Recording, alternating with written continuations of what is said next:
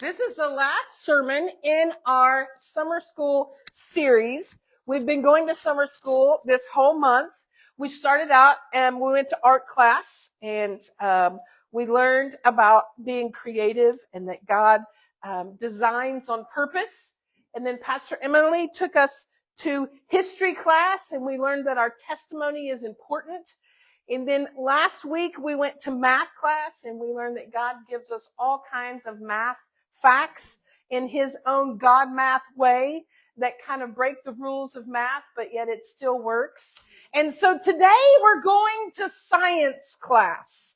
Now, I got to go to the San Antonio Zoo this week, and it was pretty cool. Stacia knows some people who work at the zoo, and we got like the VIP hookup, and we got to like go into animal encounters and like pet kangaroos, and the boys got to feed flamingos and like be up close and personal with nature and animals. And you're like, I can't believe God orchestrated all of this, right?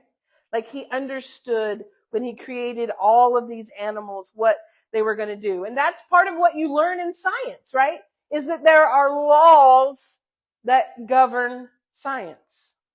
Anybody heard of Newton's laws of motion? Right? There's three of them. The first one is all about inertia. An object in motion stays in motion until acted upon by an outside force. I knew you guys would get it. The second one is just a formula. Force is the equivalent of mass times acceleration. And then the third one, for every action. Yeah. See? You guys know this. But there's also laws of gravity. There's laws of thermodynamics. There's laws of chemistry. There's laws of biology. Like there's all of these scientific laws. And if we take what we learned about God last week, and that he doesn't fit into the story of math because he created math, then we can jump to the conclusion, I'm using my math skills here, we can jump to the conclusion that God doesn't have to stay within the laws of science to be God. And so, I've had this sermon on the books for many months, and it's called Miracles on Top of Miracles. And this book is full of miracles on top of miracles. My life is full of miracles on top of miracles. Like I could stand up here for hours today and tell you about times that God showed up and just blew the laws of science out of the water. But God said, no, that's not how I want you to teach it today. Because I can do that. People expect that of God. When you hear the word miracle, oftentimes we just assume, well, God's going to break the laws of science. Like, we don't necessarily describe a miracle that way, but we kind of think about it that way. But the truth is that the definition of miracle in the dictionary is this: an extraordinary and beneficial event that is attributed to the power of God or divine agency. Now us, when we use it in a biblical and theological tone, we can say an act of God in which he reveals his power, character, or purpose in a way that points people to himself and accomplishes his will. Well, if that's the definition of a miracle, then I've seen way more miracles than I realized. Because you see, I thought miracle had this boundary that it didn't have boundaries, right? I thought miracle meant that God did these extraordinary things where he defied the laws of physics and nature and math. And God goes, no, not always. Sometimes miracles show up in unexpected places. Turn with me, if you will, to Acts chapter 27. Don't share the slide yet, Daniel. Hang on. My glasses made it through the renovations this week, but they're very dirty. Okay. When the time came, we set sail for Italy, Paul and several other prisoners. Now, Paul is a prisoner in this story. Paul is one who goes on to write many books that we consider books of our Bible, the canon. This is the Paul who used to be Saul. This is the guy. And he's a prisoner. And he's placed in custody of a Roman officer named Julius, a captain of the imperial regiment. They list a couple other people that are there with them, and they left on a ship whose home port was the place. On the northwest coast of the province of Asia, it was scheduled to make several stops at ports along the coast of the province. The next day we docked at Sidon, and Julius was very kind to Paul and let him go ashore to visit friends. Now Paul's a prisoner, and they're setting sail so that Paul can go to trial. Like, that's the whole purpose of this adventure, is that Paul is set to go to trial. None of this sounds great yet, right? None of this is like the good part of the story. We have Paul, a man of God. He's a prisoner. He's been put on a boat. He's headed toward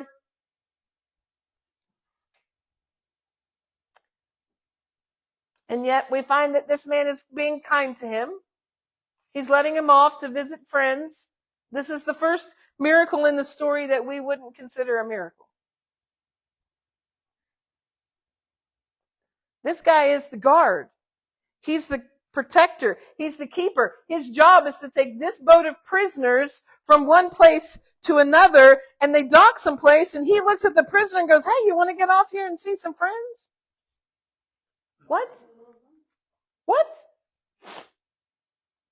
Putting out to sea from there. And do you notice that it's just a small portion of the story? Like, they just wrote that in there. Oh, by the way, they got to get off the boat for a minute.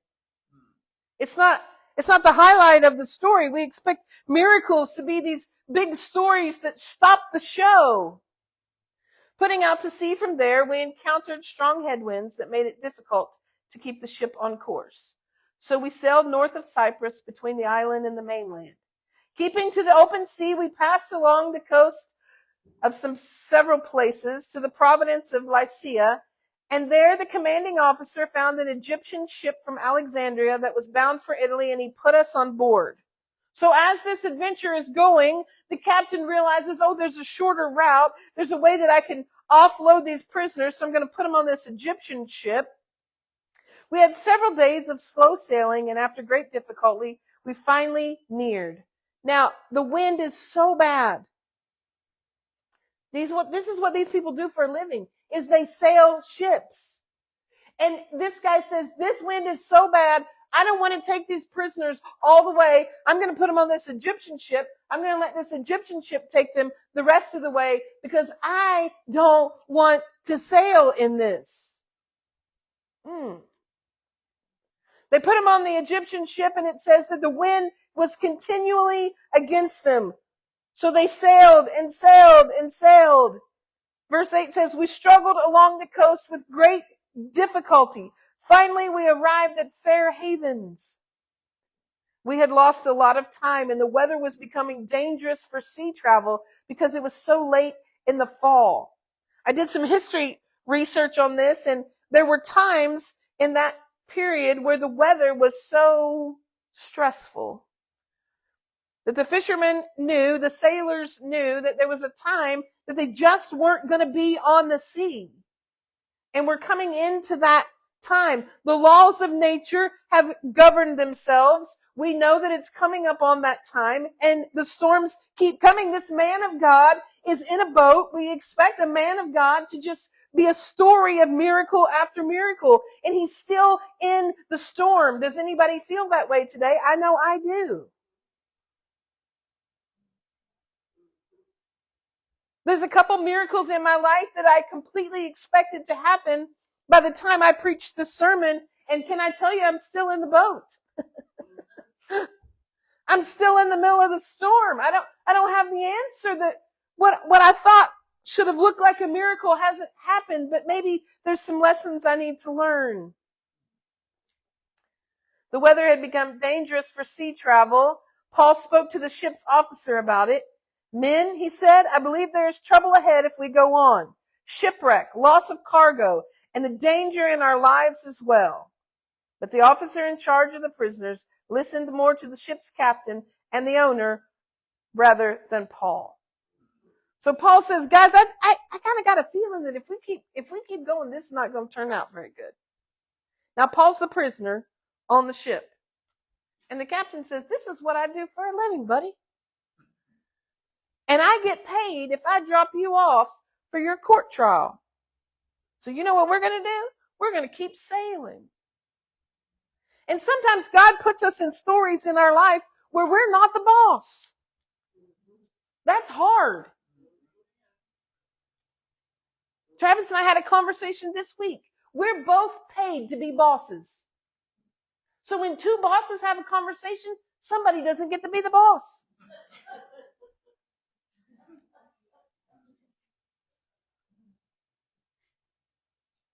But the officer in charge of the prisoners listened more to the ship's captain than Paul.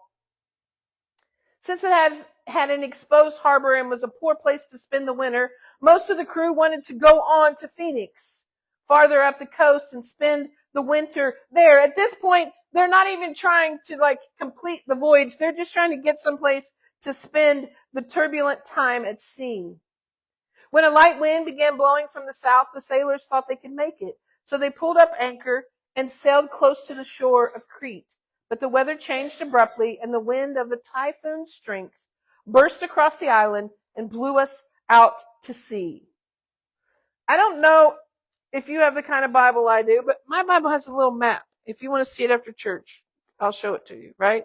That shows you that the boat is kind of just inching along the shore. He's kind of telling us that in the story. But this wind blows them out to sea, which is not where they want to be. The sailors turned the ship into the wind, and they gave up and let it run its course. So there comes a point where the people who are running the boat say, that's it. I don't know what else to do. Just let it do what it's supposed to do, right? We sailed along the sheltered side of the island, where there's a great difficulty. We hoisted aboard the lifeboat. So they get the lifeboat, they're going to put it on the boat because they think they're going to use it, and then they go, no, that's not going to be enough. And it says the sailors bound ropes around the hull of the ship to hold it together. And you're like, I'm not a sailor. I don't really understand what's going on. Yes, you do. You've been in stories in your life where you're like, this is about to fall apart. How can I hold it together?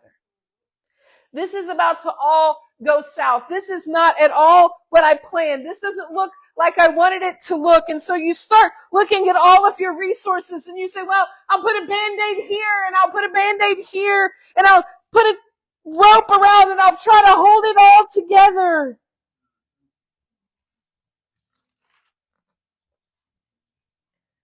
The story goes on to say they hit sandbars. Gale force winds continue.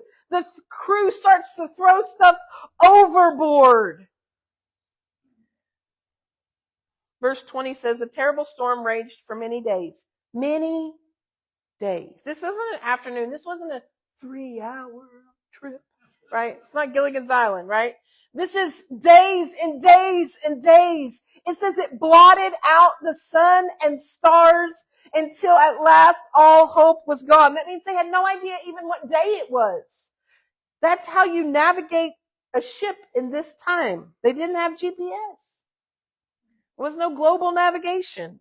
You had to see the sun and the stars to know where you were.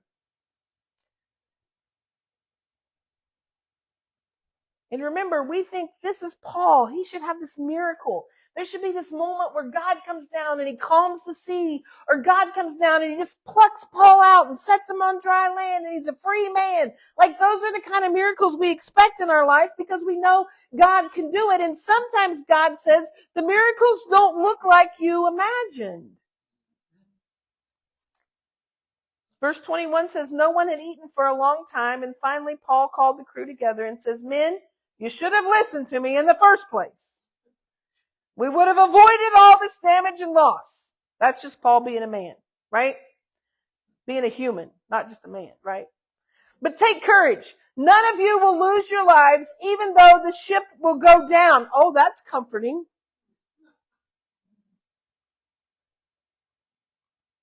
Take courage. None of you will lose your lives, even though the ship will go down. For the last night, an angel of God, to whom I belong, whom I served and stood beside, said to me, don't be afraid, for you will surely stand trial before Caesar. Oh, how comforting. How comforting. Don't worry, Paul, this is all going to work out. You're still going to go to trial. So take courage, for I believe God. It will be just as he said, and we will be shipwrecked on an island. This is Paul's answer to this terrible story. Don't fear. It's going to work out just fine. We're going to be shipwrecked. If you look further down in the story as they continue to sail, just as day was dawning, Paul urged everyone to eat. You've been so worried that you haven't touched food for 2 weeks. This is a long storm. Please eat something now for your own good, for not a hair on your head will perish. And then he took some bread, and he gave thanks to God, and he broke it off, and they ate. Then everyone was encouraged and began to eat, all 276 of us who were on board. After eating, the crew lightened the ship further by throwing the cargo of wheat overboard.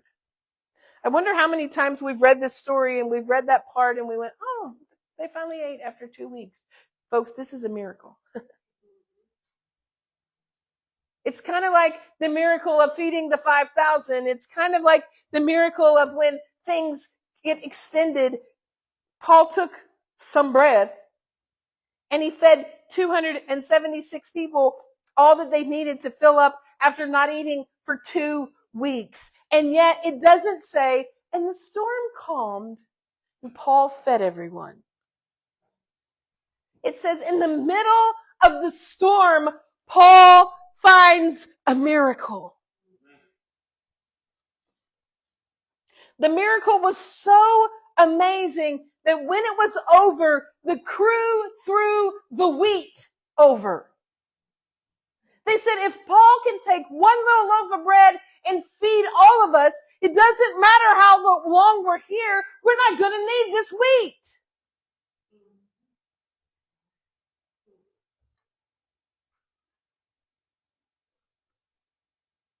Some of us are so worried about the storm that we're missing the miracles in the middle of the storm.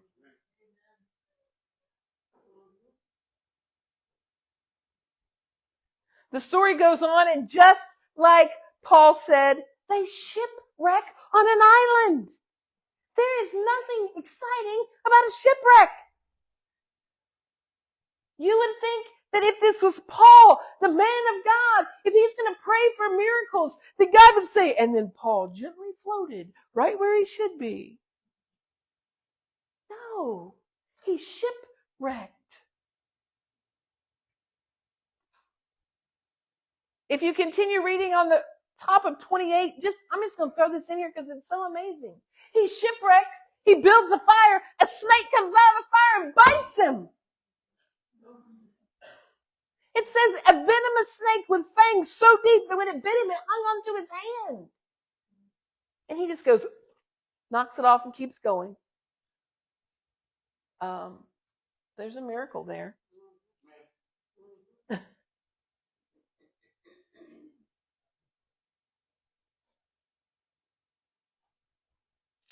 Then let's put that slide up that has the boat on it. Not every miracle defies the laws of nature, but every miracle points to the nature of God. This story screams for God to defy nature. It screams for God to calm the storms. It screams for God to deliver the prisoners. It screams. And God says, no, I'm going to stay within the confines of nature, but I'm going to make sure that I get the glory. I don't know if I like those kind of miracles. I'm not really sure I want to go through the shipwreck. God, when I ask you to help me in the storm, I need a little more than bread. And he says, no, you don't. Here's exactly what you need. They hadn't eaten in 2 weeks. God knew exactly what they needed. It wasn't deliverance from the storm. It was sustenance to endure it even longer.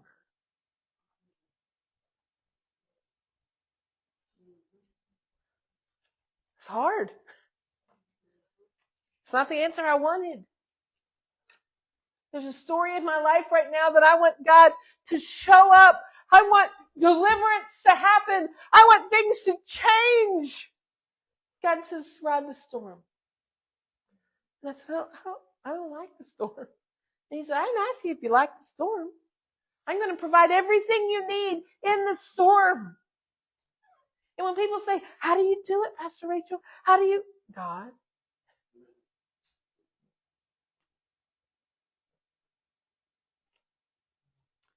There's one more story I want to share with you this morning.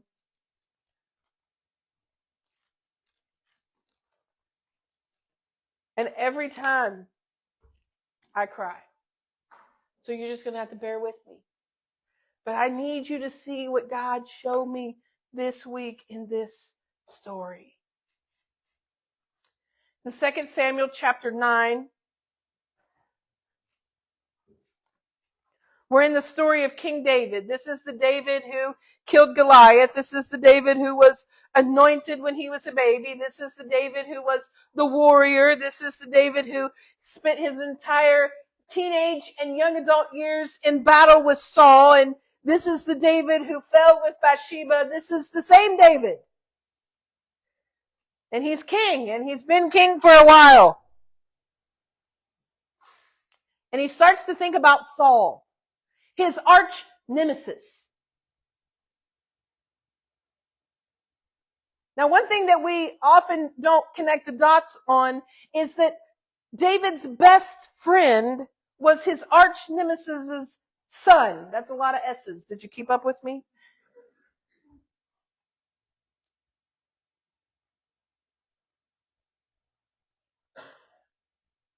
And so David had made this pact with Jonathan. And David also understood that Saul had been the leader of this group of people. And he was trying to find ways to show reverence. He was trying to find ways to honor the family. And one day he's thinking and he says, starting in chapter 9, verse 1. One day David asked, is anyone in Saul's family still alive? Anyone to whom I can show kindness for Jonathan's sake? He summoned a man named Zibiah, who had been one of Saul's servants. Are you Zibiah? The king asked. Yes, sir, I am. The king then asked him, is anyone still alive from Saul's family? If so, I want to show God's kindness on them. Zibiah replies, yes, one of Jonathan's sons is still alive. Now, to get the rest of this story, before we read the end of that, I want you to flip back with me to 2 Samuel chapter 4. This entire section is in parentheses. It's just an addition to the story.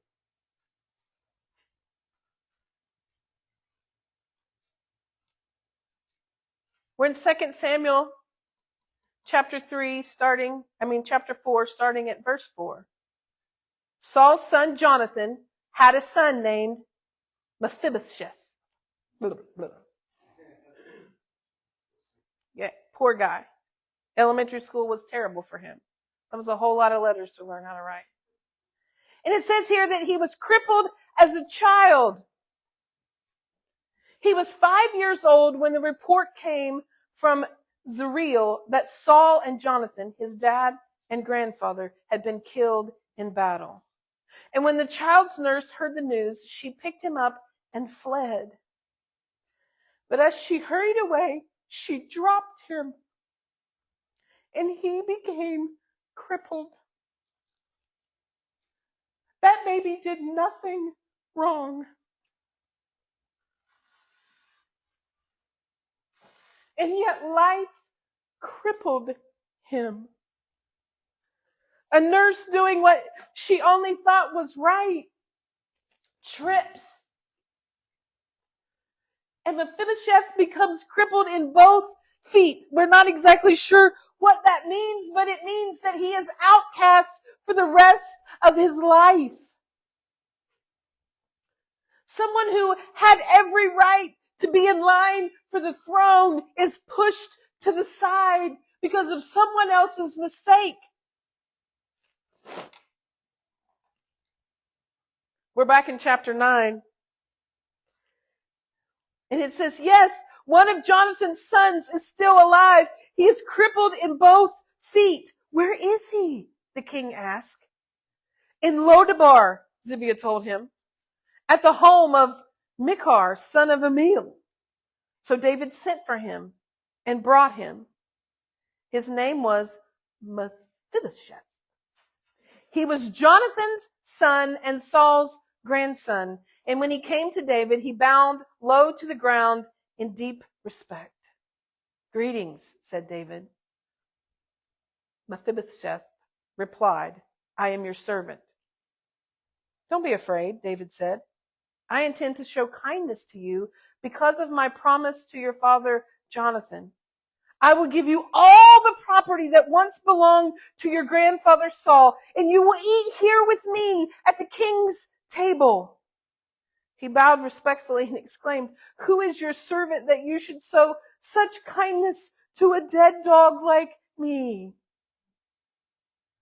The king summoned Saul's servant Zibiah and said, I have given your master's grandson everything that had belonged to Saul and his family. You and your sons and servants and farmland for him to produce food for your master's household.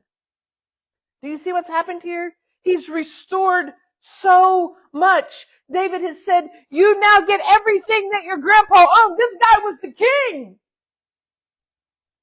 And he says, here's your grandpa's servant. This guy was put in the back of someone's house on some land back in Lodabar, and suddenly someone realized that he was alive, and they bring him to the palace and say, here he is. And the guy has been told for so long that he is so broken and so worthless that when he meets the king, this is the guy who had every right to sit in that seat. And when he meets the king, he says, King, I don't know what I'm doing here. I'm just nothing but a dead dog. And God says, oh, and David says, no. You're not. You're here because of your heritage. You're here because of your lineage.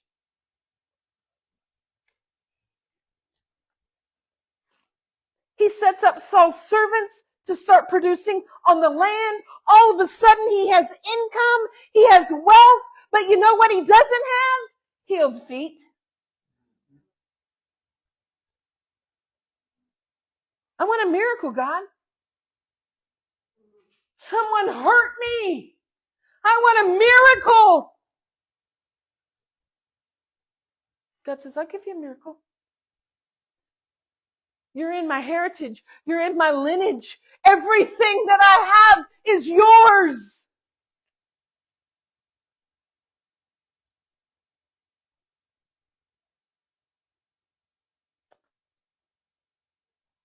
Mephibosheth had a young son named Micah, and from then on, all the members of Zibiah's household were his servants. And Mephibosheth, who was crippled in both feet, lived in Jerusalem and ate regularly at the king's table. I have the table empty this morning, partly because I never know who's going to show up around here, and partly because I wanted you to see tables back then would have had tablecloths on them. Mephibosheth would have dragged himself to the king's table, whether he relaxed or laid down or however they chose, but he would have sat at the king's table. And do you know what I can't see when I sit at the table? I can't see my brokenness. I can't see my feet. I can't see what crippled me. I can't see the pain that other people put on me because I'm at the King's table. I'll never be the same. This is a miracle.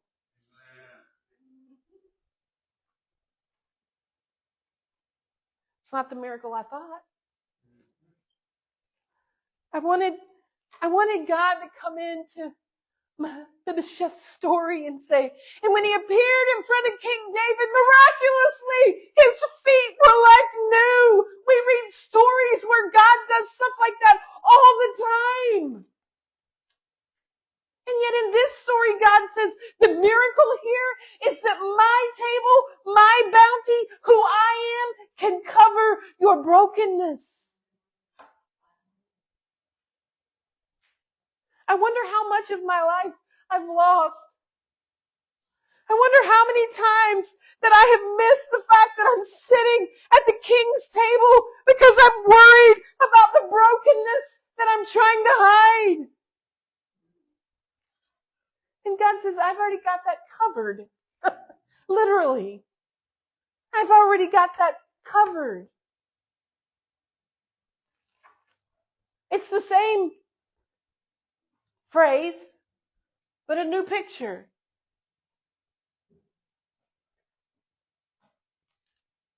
Not every miracle defies the laws of nature, but every miracle points to the nature of God. There's not a moment in the story of Mephibosheth that you see God defy the laws of nature. He doesn't get healed.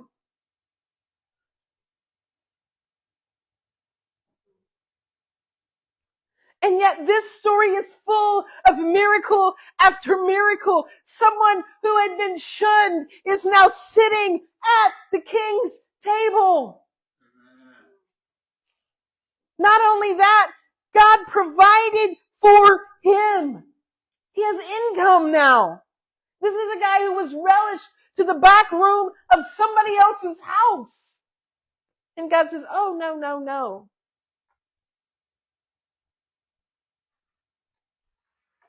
So I wonder today if when somebody asks about our story, where do we focus?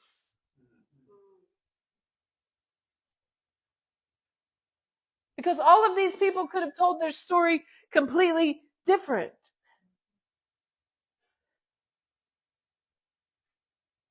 Mephibosheth could have taken his last breath and said, I have been crippled my whole life.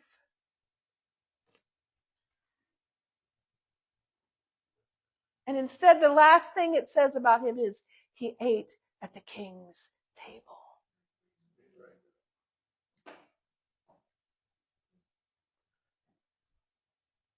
How do you tell your story? You get to pick where the miracles show up. Because the God I serve points to the nature of who he is in everything he does.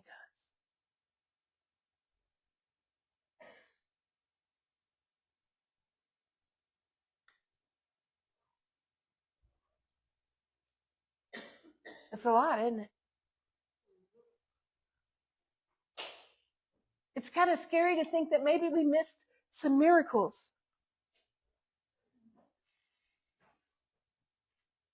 And yet we serve such a loving God that he says, oh no, just join me where you are. Step into the story right where you are.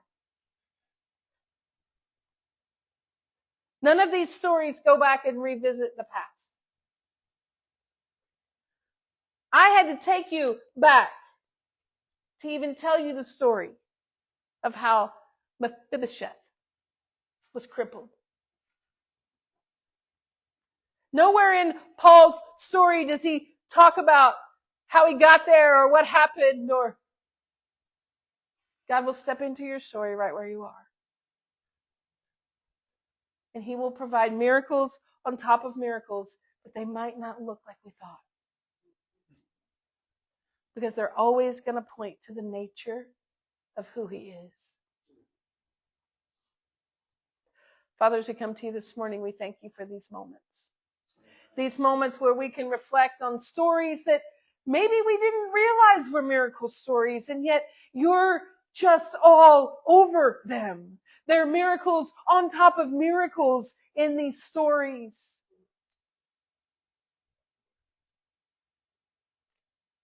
Thank you for being a God who feeds us in our storms, who protects us in shipwrecks, who hides our brokenness and covers it at your table.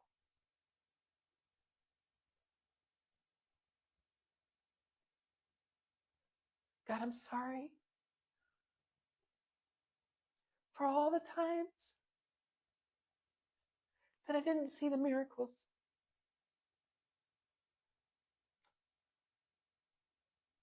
Sorry for all the times that I wanted you to defy the laws of nature like I knew you could, and you said, I just want my nature to be.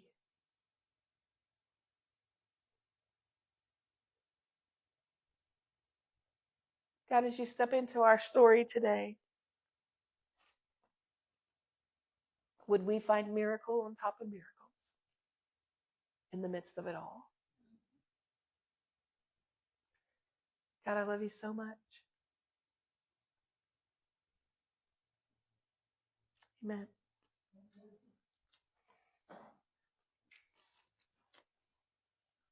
I don't know what to do next.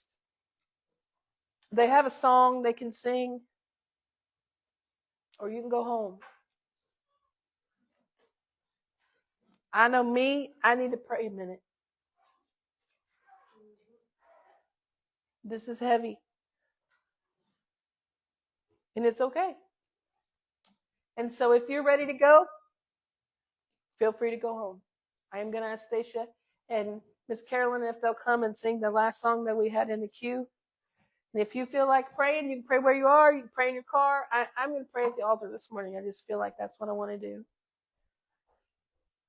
I hope you have a wonderful week. And I hope that when I see you again, you tell me stories of miracles on top of miracles.